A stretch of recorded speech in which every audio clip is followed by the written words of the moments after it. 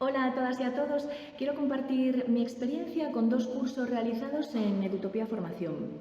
Realicé dos cursos. La verdad es que había una amplia oferta y cursos que me resultaban muy útiles, pero bueno, yo me decanté por dos.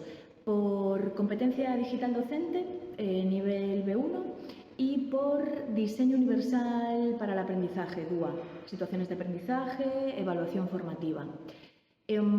Hice estos dos, había muchos más, muy variados, de actualidad, pero bueno, ya los iré haciendo. ¿Qué más deciros?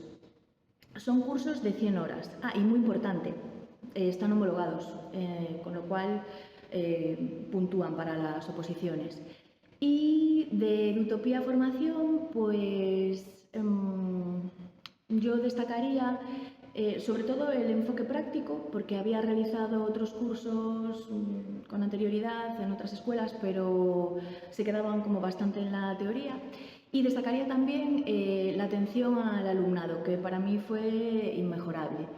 Y luego es importante también, por lo menos para mí, el poder hacer una formación completamente online que me permite no compaginar con adaptarla a mi agenda, vaya. Así que si queréis una formación práctica y de calidad, yo recomiendo Edutopía Formación.